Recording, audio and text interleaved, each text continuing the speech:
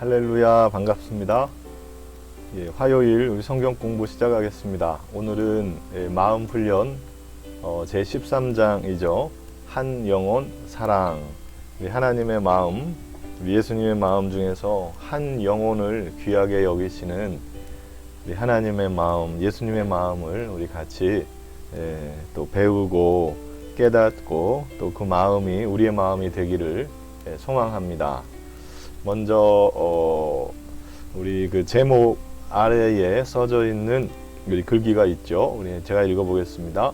상한 갈대 같은 거라사 광인, 꺼져가는 등불 같은 나사로의 한 영혼을 천하보다 소중히 여기시기 위해 땀과 눈물을 흘리시는 예수님의 마음, 우리가 본받아야 될 마음이겠죠. 자, 마가복음 5장 19절 말씀입니다. 우리 같이 읽어보시면 좋겠어요. 너를 불쌍히 여기신 것을 내 가족에게 알리라. 네, 우리 거라사 광인을 찾아가셔서 치료해 주시고 그 귀신을 쫓아내신 다음에 주님께서 해주신 말씀이죠. 네, 또 보겠습니다. 그 심령의 비통히 여기시고 불쌍히 여기사 이르시되 그를 어디 두었느냐. 죽은 나사로를 집을 방문해서 주님께서 나사로에게 가시는 그 과정에서 하셨던 참 긍휼의 마음의 말씀입니다. 또 마태복음 11장 29절입니다. 나는 마음이 온유하고 겸손하니 나의 멍에를 메고 내게 배우라. 그리하면 너희 마음이 쉼을 얻으리니. 할렐루야. 그렇습니다. 우리는 예수님의 그 마음, 온유하고 겸손한 마음을 배워야 됩니다. 그랬을 때에 우리의 마음에 참된 안식, 쉼을 얻을 수가 있게 되는 거죠. 오늘 예수님의 마음 중에서 한 영혼을 사랑하시는 그 마음을 우리가 같이 나누고자 합니다. 우리 교재를 보면서 같이 읽으면서 얘기를 이어가시죠. 우리는 우리가 살고 있는 곳에 땅 한 평 정도의 값은 좀 알지만 천하의 값은 상상도 못합니다. 작은 것은 알고 작은 것에 연연하지만 정작 큰 것은 잘 알지 못하기 때문입니다. 네, 우리 여기 땅 한 평이 얼마입니까? 이쪽 도봉구 좀 1,500만 원 하기도 하고 1,700, 더 막 2,000, 더 저 먼 곳은 더 많이 나가기도 하죠. 그 우리 땅 한 평 값은 아는데요. 천하의 값은 얼마일까? 계산도 안 됩니다. 상상도 안 되죠. 그런데 우리 예수님께서는 다 아시죠. 온 천하를 잘 아시고 천하의 값도 잘 아시는 분이십니다. 그런데 이제 그렇게 크게 넓게 모든 것을 다 아시는 우리 주님이시지만 정작 한 영혼을 소홀히 여기지 않으신다라는 것이죠. 그분께서 한 영혼이 천하보다 귀하다고 말씀하셨습니다. 네, 그 한 영혼이 누구이겠습니까? 저희고 우리 반도중앙교회 성도님 한 분 한 분이시죠. 천하보다도 귀하다고 우리의 영혼이 그렇게 말씀하셨습니다. 한 영혼이 얼마나 귀하기에 예수님께서 천하와 비교하시고 서슴없이 한 영혼이 천하보다 귀하다고 말씀하셨겠습니까? 하나님께서, 예수님께서 우리 한 사람 한 사람을 그렇게 귀하게 여기시기에 하시는 말씀이고 그것이 우리 하나님의 우리를 향한 사랑이시죠. 자, 예수님께서는 상한 갈대도 꺾지 아니하시고 꺼져가는 등불도 끄지 않으시며 사회에서 정식 일원으로서 조차 받아들이기를 꺼려하는 연약한 영혼들까지도 귀히 여기셨습니다.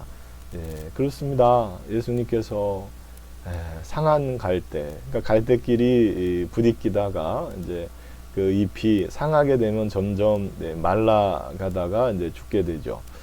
그러나 죽어가는 그 갈대를 꺾어 버리지 않으신다는 거예요. 그리고 이제 기름이 다 떨어져 나가는 거예요. 그래서 점점 끓음이 나올 정도의 꺼져가는 그 등불 또 끄지 아니하시고 귀하게 여기셔서 생명을 불어넣어 주시고 기회를 주시고 새로운 삶을 소망을 주시는 주님이시죠. 한 영혼, 연약한 영혼을 귀하게 여기시기에 주님께서는 거라사 광인도 찾아가시고 죽은 나사로도 찾아가시고 또 그 제자들 세리 마태부터 해서 한 사람 한 사람을 택하시고 부르신 것이 아니겠습니까? 자, 또 계속 봅니다. 그렇게 예수님께서는 한 영혼 사랑하는 일에 모범을 보이셨고 우리에게도 그렇게 하라고 가르치셨습니다. 그렇습니다. 예수님께서 보여주신 모든 모습은 제자들에게 보여주신 모습이시고 그 참된 모습, 온유하고 겸손한 그 모습을 우리가 본받기를 원하는 거죠. 우리는 좀 예수님의 그리스도의 장성한 분량에 이르러야 되는 사람들이기에 우리 예수님 더 닮기를 소망해야 되겠습니다. 우리가 마음도 그렇게 먹고 노력도 해야 되겠지만 무엇보다도 누구를 의지해야 됩니까? 성령님을 의지해야죠. 성령님께 우리가 예수님 닮아가게 해주시고 주님의 말씀이 우리 마음속에서 자라 열매 맺게 하여 주시옵소서. 늘 잊지 않은 우리의 기도가 되어야 될 것입니다. 계속 보죠. 예수님께서 사람들에게 천국, 즉 하나님의 나라를 가르쳐 주시고 그 나라를 소망하게 하자 수많은 사람들이 예수님을 따르고 예수님의 말씀을 들으려고 모여들었습니다. 예수님께서 이제 3년간 이 땅에서 공생애를 사셨죠. 제자들을 가르치고 훈련시키셨고 또한 많은 사람에게 천국, 하나님의 나라를 가르쳐 주셨습니다. 그걸 들을 때마다 사람들이 소망하게 되고 막 희망이 되죠. 너무 귀한 하나님의 나라의 그 은혜, 평안과 안식을, 그 은혜와 축복을 소망하지 않습니까? 그 주님께서 또 그것만 하신 게 아니라 막 치료하시고 그 병든 자, 상한 갈대들을 다 어루만져 주시니까 또 많이 모여들고 예수님 곁에 사람들이 늘 있었죠. 자, 어린아이들과 여자, 노인을 제외한 장정 숫자만 해도 한 5,000명씩이나 예수님께 모여들어 3일 동안 집에 돌아가지 않고 예수님의 말씀을 듣고 또 들었습니다. 그렇죠. 우리 이제 그 오병이어의 기적이 일어났던 그 들판을 우리가 생각해 보면 장정만 5,000명이라고 했습니다. 그러니까 이제 어린아이, 여자, 노인들을 제외한 숫자니까 뭐 수만 명이 예수님 곁에 그렇게 모였고 떠나지 않는 거예요. 그래서 그 곁에서 듣고 또 듣고 함께 있으려고 그랬었던 것이죠.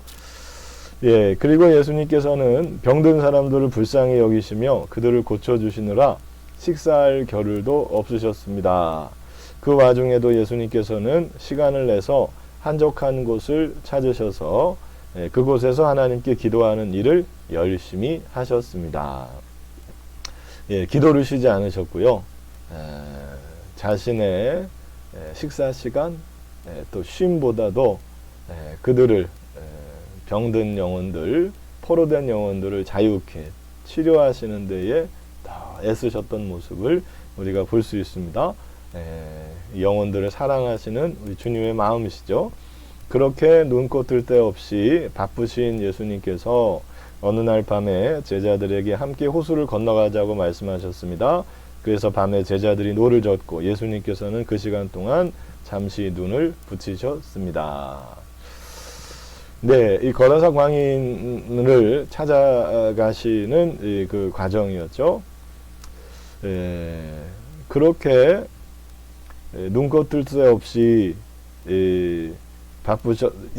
그런데 그 큰 풍랑이 일어 배가 뒤집힐 것 같은 사태가 벌어졌습니다. 그럼에도 불구하고 예수님께서는 깊이 주무시고 계셨습니다. 왜요? 피곤하셨기 때문이죠. 얼마나 피곤하셨으면 막 풍랑이 일고 배가 뒤집히고 저 제자들이 막 두려워서 아주 난리가 났는데 예수님은 깊이 주무시고 계셨다. 얼마나 피곤하시면 그 풍랑 가운데서도 잠이 드셨겠는가 이렇게 되죠. 그런데 이제 제자들이 예수님을 깨웁니다. 예수님께서 일어나셔서 풍랑을 어떻게 하십니까? 꾸짖어 잠잠게 하셨습니다. 예, 풍랑을 잠재우시고 곧바로 거라사 지방으로 가셨습니다. 예수님께서는 귀신 들려 쇠사슬에 묶인 채 그곳 무덤에 살고 있는 광인을 고쳐주고 싶으셨던 것입니다. 그렇습니다. 그 광인을 치료해 주시기를 원하셨던 것이죠. 그래서 가셨어요. 그 피곤을 무릅쓰고 한 영혼을 구하기 위해 그 밤에 12제자를 동원하고 돼지 2,000마리의 값을, 그 광인에서 나온 그 귀신, 군대 귀신들이 돼지떼에게로 들어가 그 돼지떼가 미쳐버리죠. 바다로 몰살 막 다 뛰어들어서 몰살하게 됩니다. 돼지 2,000마리의 값으로 값을 치신 거나 다름없죠. 그 한 영혼이 더 그 돼지들보다 귀하게 여기신 것을 우리가 알 수 있죠. 2,000마리의 값을 지불하면서까지 한 영혼을 구하셨습니다. 제정신을 차린 거라사 광인이었던 사람이 예수님을 따르겠다고 하자, 그가 예수님께서 자기를 치료해 주셨어요. 제정신이 돌아왔을 때 주님을 따르고 싶지 않겠습니까? 그런데 주님께서는 뭐라고 하셨어요? 네 가족에게로 가라 그러셔요. 왜? 그 가족들이 귀신 들려 미친 우리 가족의 구성원을 놓고 얼마나 괴로워했겠어요. 마음 아파하고 참 힘들었겠죠. 이 한 영혼을 소중히 여기시고 또 그 가족의 품으로 돌려보내시는 그 주님의 마음을 우리가 알 수 있습니다. 제정신을 차린 광인을 오타가 있네요. 제정신을 차린 광인을 가족의 품으로 보내십니다. 가족들의 고통과 회복된 그를 보고 기뻐할 가족의 마음을 헤아리셨기 때문입니다.